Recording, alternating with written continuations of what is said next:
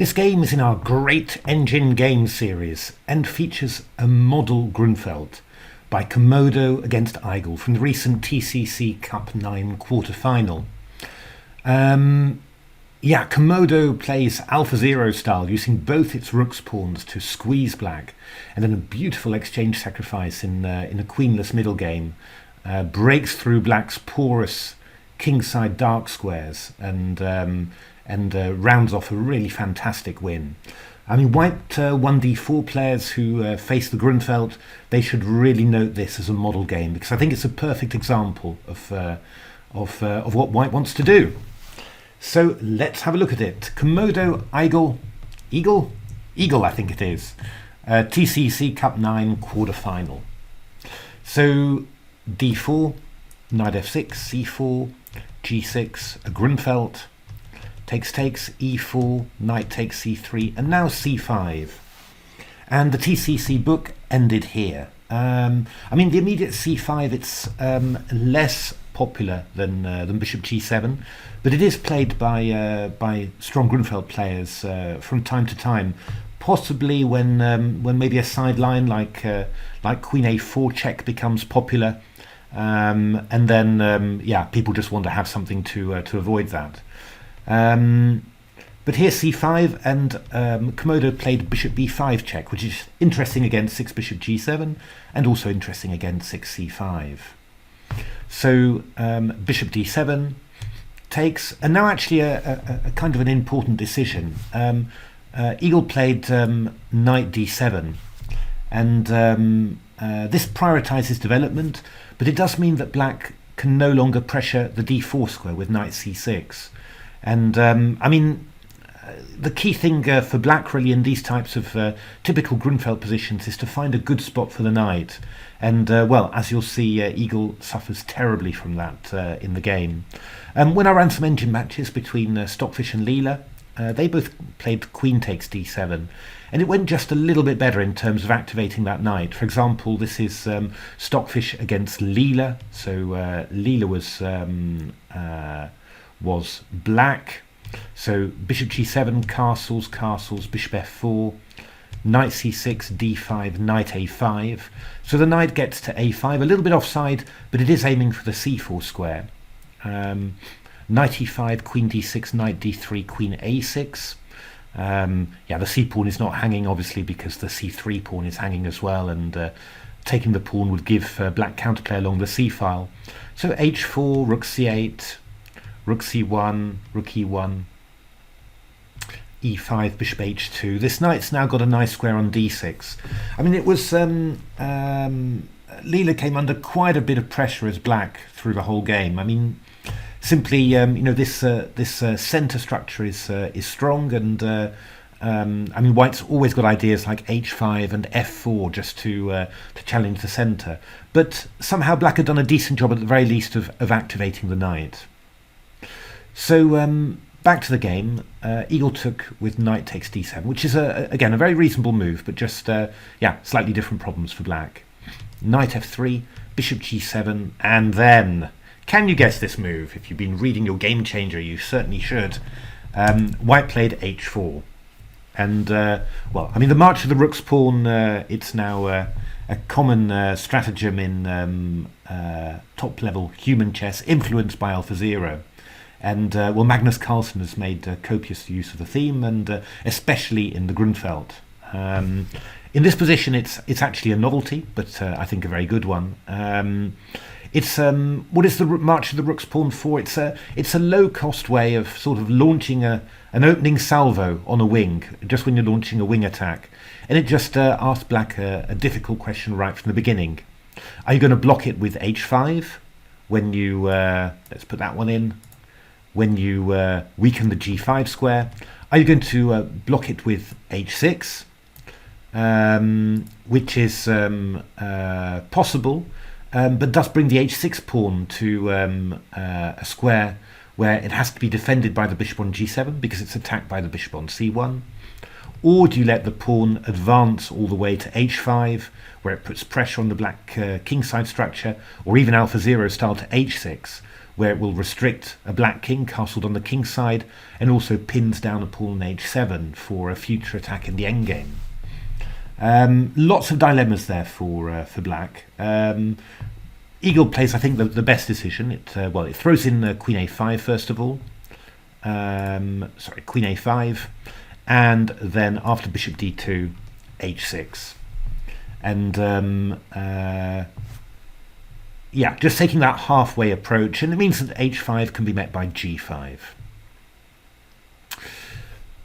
So Komodo continues AlphaZero style on the other wing with a4, and this rook's pawn is also going to have a very important career. For the moment, what it does, it stops black from playing b7 to b5, and also stops black ever from thinking about playing the knight to b6 to a4, which you see in quite a few positions. Actually, Magnus Carlsen had a game with that, where I think it was Grishuk black who transferred the knight round to a4.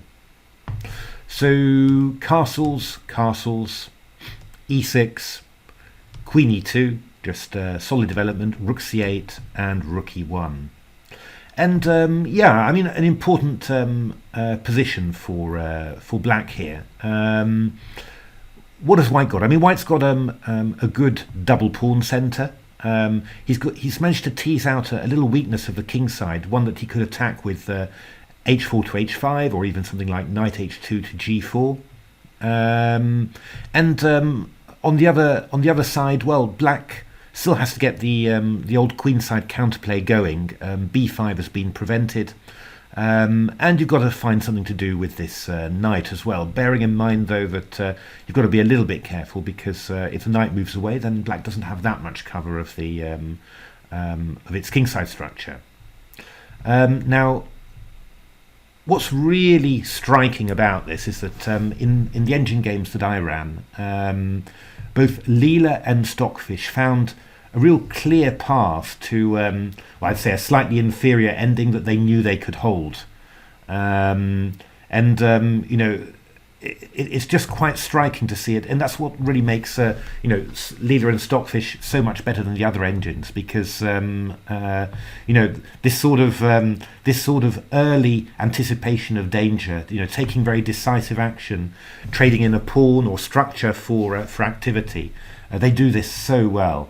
But I think it's also why it's interesting whenever you run engine games of your own to test out openings. Make sure you also run it with some lesser gods, like Yasto Flace, Ethereal, Koivisto, Komodo. Although Komodo's very close to the top two, but because it's great to see what perfect play and perfect anticipation looks like. But it's also good to know a little bit what less perfect play leads to in the position, and I think this is a very nice example. I mean, Leela played the very surprising move Queen A6 in this position, and it's quite fraught. But the idea is simply we exchange off queens, that frees up squares for counterplay, and what that actually means is that because it happened so early, white isn't really ready yet to prevent black from implementing its counterplay, and thus the counterplay succeeds. But it's very fraught, a move too slow, slightly inaccurate, and well, after here it all goes pear-shaped, because basically white's a pawn up because of these wrecked queenside pawns. But Leela drew 2 out of 2 from this position, and this was quite typical. Just a very nice idea here, exploiting the pin on the d4 pawn because of the rook on b1, and after e5 takes knight b3, rook b8. White's got a little bit of an edge here because the knight's a little bit awkward, and this pawn is isolated. It's not really going to advance, but Leela held it without any problems. So a very interesting way of playing here. Rook e1, queen a6, and again very concrete, not waiting for white to get itself organised and start hitting on the king side at once. Very concrete approach, backed up here with excellent calculation. So Eagle played queen c7, which is also quite natural, looking to combine with the rook on c8 to maybe get some c-file counterplay. And white played a5. stopping the knight from coming to b6. Well, that knight was maybe looking to come knight b6 into c4. That's possible. It's also a very important move, but you'll see why when we look at white's 18th move.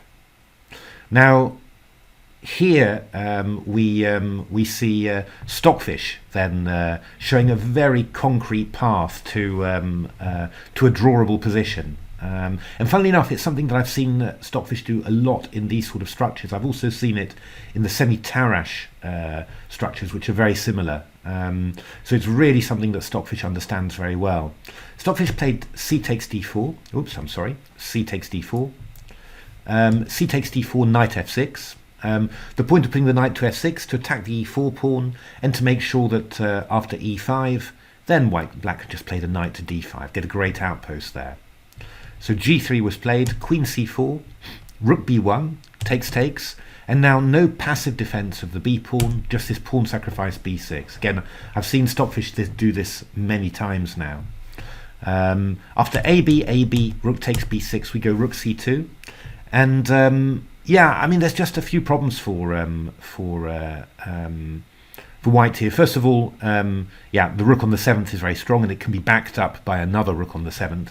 The e4 pawn is a little weak; it's only protected by the rook on e2, and black has got some unexpected counterplay, which you'll see, which I certainly hadn't expected myself. White played rook b1, probably to play rook be1 to support the rook and allow the bishop to move. And then this great idea, g5, takes.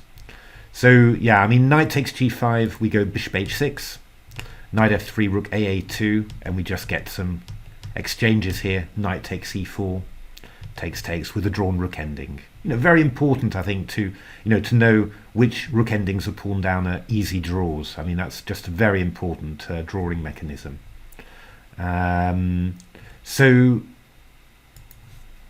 Leela played e5 against Stockfish. Now we get this knight to d5, beautiful square. Leela actually created quite a bit of counterplay here. Obviously, this move g5 has weakened the king, and this g5 pawn is going.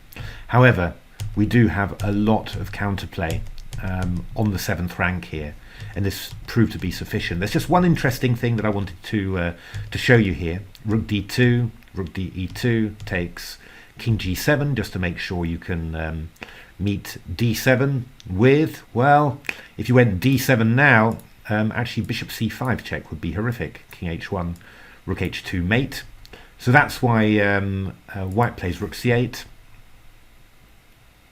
And then rook takes e5, takes, rook e3, and yeah, I mean, this is transposing to an ending in which you've got pawns against knights.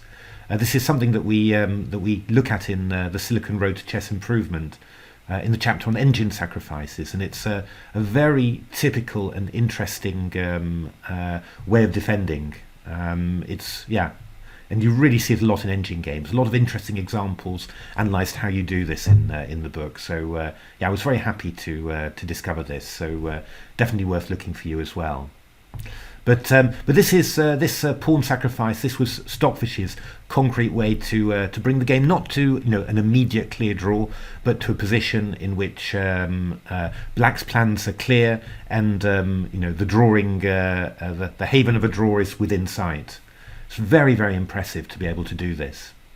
So Eagle doesn't manage that, and essentially stays in a position where it's still under pressure, where nothing is resolved. So rook b1, just to stop black from playing b6, because the a6 pawn will be hanging.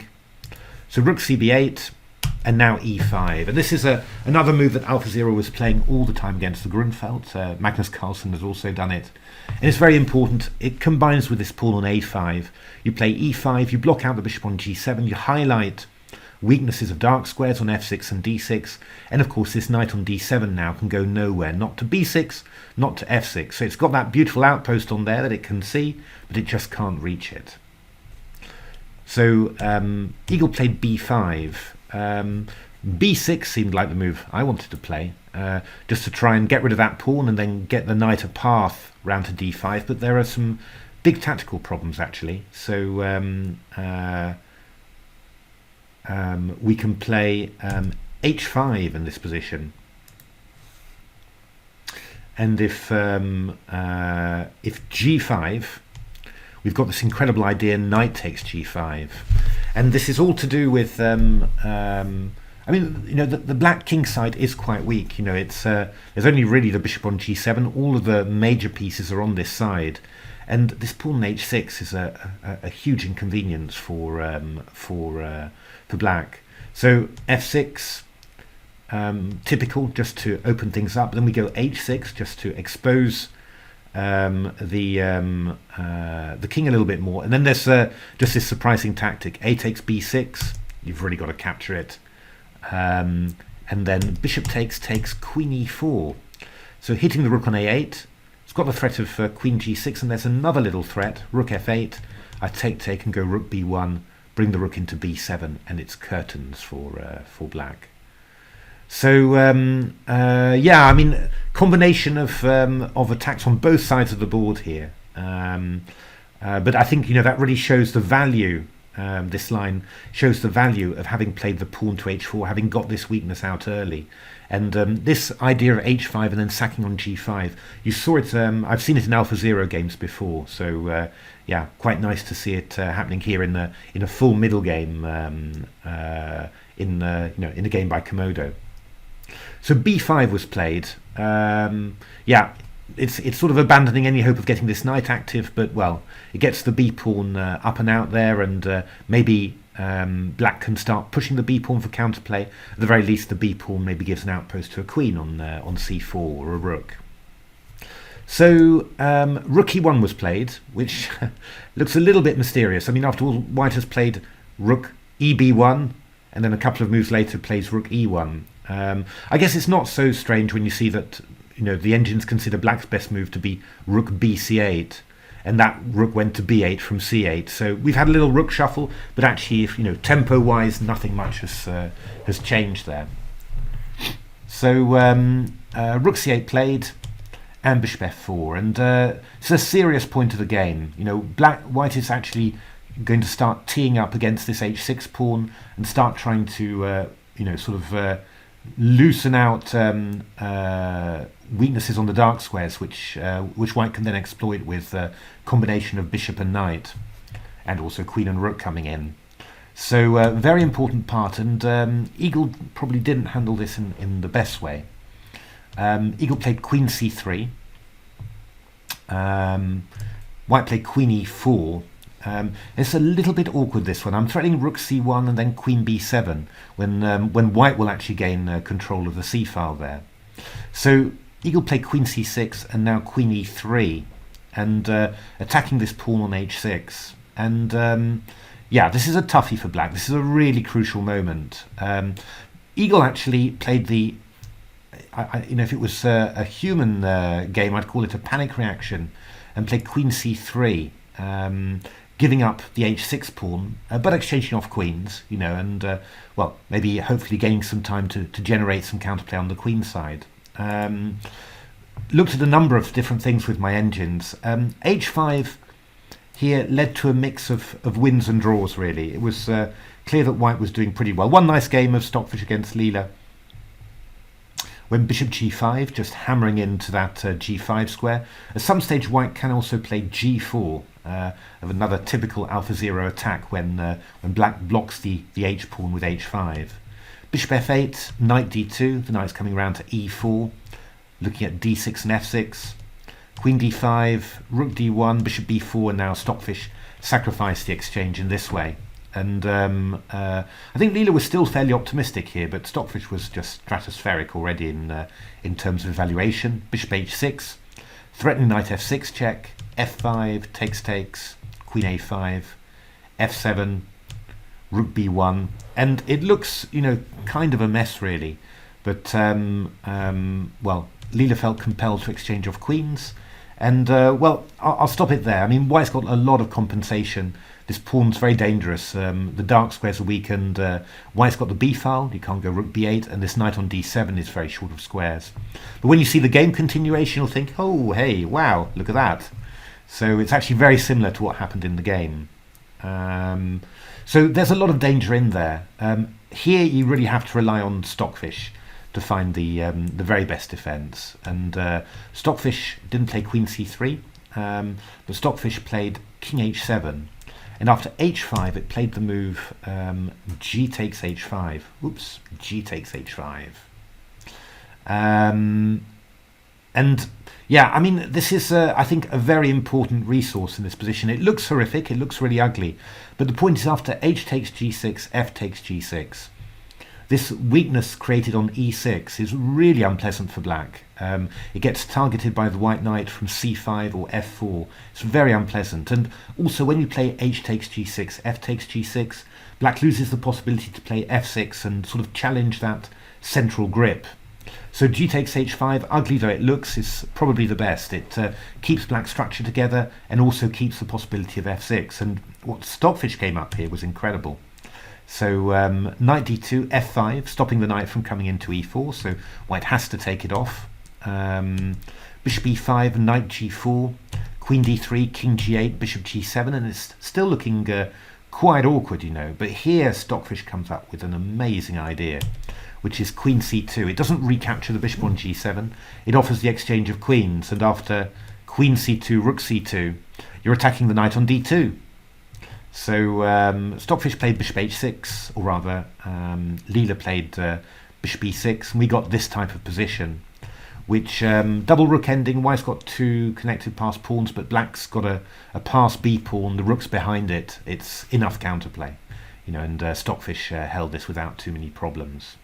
But again, this is, you know, this is the real power of an engine like Stockfish, which really finds these you know, incredible defensive resources based on, you know, extremely precise tactics. Just finds them in the twinkling of an eye, really. That's why it's so unbelievably difficult to beat. But that was, I think, a very important moment there. I think, you know, after up to this point, you know, we've got mixtures of wins and draws for white. You know, in this position, white is definitely better. White's got lots of strong plans, all based around attacks against the kingside dark squares. But it's really after, yeah, it really takes you know, Stockfish to find a good, precise way to somehow maintain the balance. But after Queen C3, takes, Bishop E3. I mean, it's not so crazy from black. I mean, it's a bit weird to give up a pawn like that. But on the other hand, you know, white's got to regroup now. White doesn't have a kingside attack anymore. White's got to regroup, find a different plan. I think that the reason it doesn't work for black is simply that this knight on D7 is so awful. It's going to take ages. Well, you're going to see what Eagle does, but it's going to take ages to get it active. And in the meantime, surely white must be able to think of something. And I mean, you know, I suppose that's the crux. I'm not sure that I would have thought of white's plan. When you see it, you understand how strong it is. So knight B8 was played to bring the knight round to C6 and B4, and then maybe to D5. Get in touch with that great outpost. G4, knight C6, H5 from Komodo, and this is really strong. I mean, as we said, you know, once we get H takes G6, there's just really weak pawns that white can attack very easily. I mean, white's also got G5 for the knight, for example, since the pawn on H6 has disappeared. So that's really strong. And if you go GH, GH, well, I've got a big passed H pawn and a G file to attack the black king with, so that's going to be very awkward as well. I mean, these positions are getting assessed, I think, about, you know, 0.7, 0.8 by Komodo, but the way that it goes, I can't find, you know, I just can't find a way for black to draw, and certainly my Stockfish Leela games, they were ending in masses and masses of white wins here. So knight B4, rook B1, knight C2, rook E2. Yeah, knight takes E3 here. It's just met by F takes E3, which is really strong, actually. The knight's coming around to E4, and then we're playing the rooks to G2, maybe to F1 as well. It's just very, very hard for black to defend its kingside. So Eagle played rook AB8, takes, and now this lovely move knight E1, offering the exchange of knights. Not really what black wants to do. So knight A3, and then rook B3. And these the white pieces are very nicely placed, actually. This rook is excellent, attacking the knight on A3, and also ready to transfer to the king side. If you go knight C4, I just go knight D3. I'm aiming either for C5 or for F4. And if knight a5, I've got rook a3. So rook b3, bishop f8 was played. And now, yeah, I mean, I suppose I was expecting knight coming to d3, king coming round, f3, e4, maybe play f4, f5, that sort of plan. Probably not bad. I didn't understand at all what Komodo was doing until its 38th move, which is a bit late, I'll grant you that. But it's a great concept. So knight g2 was played, rook c6 and knight h4, which kind of was not the square I'd imagined for the knight. King f7, king g2, quiet move, just getting out of the way of any random checks, bishop e7, and now this move bishop h6. And again, you know, I was thinking, but it's all going the wrong. It's going the wrong way, really. I mean, you know, I wanted to consolidate in the center. I wanted to activate my kingside majority, get these two moving by removing this pawn on e6. What is this? But well, you'll see. There's an amazing idea to it. Rook f3, king e8, and then rook f6. And yeah, I mean, it's a fantastic idea. It's an incredibly deep idea, and it relies on yeah, a mixture of things: the porousness of the black kingside squares, yeah, some danger to the king, and also the offside position of the knight on a3. You know, what's it doing there? And of course, you know, when you go bishop f6, ef6, yeah, this rook gets into play, so all of white's pieces are active. I mean, the use of an exchange sacrifice to break a sort of fortress is something that we saw in Game Changer. We devoted a section of Game Changer to that. So it's great to see this happening as well in this game. So lots of tactics. All the black rooks are in the wrong place. So if you go rook h8 here, I go knight g6, takes f7, threatening f8 queen, and after here I've got knight e5, picking up the rook with a winning endgame. Lovely tactic. So king f7 was played, and now this move knight f3. And well, I mean, we're looking at knight e5 check, we're looking at knight g5 as well. For example, if you go rook c2, I go knight g5, king f6, rook e6 is checkmate. You know, it's that dangerous really for black. I mean, if you go knight c4, I've got this lovely move d5. And again, all the checks work. Knight g5, everything's in the wrong place. Knight e4 check, king e5, I can even throw in an f4 check, and then fork you on d5 and g8. You know, really lovely. After d5 takes, I just go rook e7, and this time it's mate with bishop g5. Really beautiful and incredibly efficient use of white's pieces there. Absolutely fantastic. So king f6 was played, bishop g5, king g7, and now this move d5. And yeah, I mean, one of the points is you've got to take this pawn. If rook d6 to try and hang on to everything, I go bishop e7 and pick up this loose knight on a3. That's very important. So e takes d5 played, rook e7 check, king h8, knight d4, rook gc8. Black's, you know, willing to offer the exchange back just to get a good defensive structure with a rook covering everything, protecting the pawns on a6 and g6 and stopping bishop f6. But yeah, Komodo's not interested in that. After rook gc8, it plays knight e6, and the idea then is that, well, you can still give up the exchange if you want, but then after rook e6, it's the white rook that's in control. You know, just lovely play, really lovely play. What it also does, it shields the f6 square from the rook. So after king g8, well, Komodo took its pawns and then played bishop f6. And white is just threatening to play g5 to g6 and then deliver mate. So black's got to do something very quick. And what black decided to do was to give back the material. Now it's funny, isn't it? Because, you know, I've been praising Komodo's play all the way, saying how amazing it is, blah, blah, blah. And all we've done in actual fact is end up in an ending with equal material. But it must be said, the quality of white's pieces, white's pawns, is just way better, of course. Knight's attacking the pawns on a6 and b5. This knight is offside. This rook's centralized. This rook's fine, but it's defending a pawn on a6. This king active, this king's on the back rank, and these pawns are really ready to roll, whereas blacks are stymied at the moment. But Yeah, I mean, for the engines, this is a a +8 or something like that. I mean, I still think you have to admire, though, the extraordinary technique that that Komodo shows.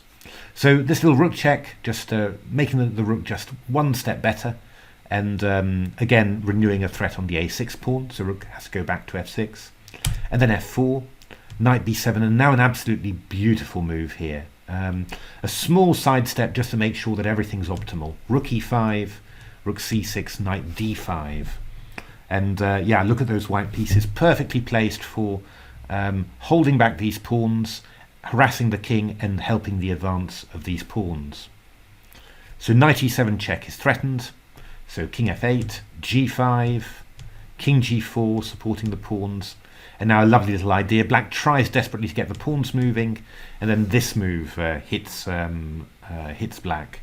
And if knight takes, we go rook check, king g7, rook b5, rook a7. Now it's just one of the funny things is that this is for an engine. This is a total easy win. For a human player, might cause some little concern in terms of calculation, but it all works. f5, a4, g6.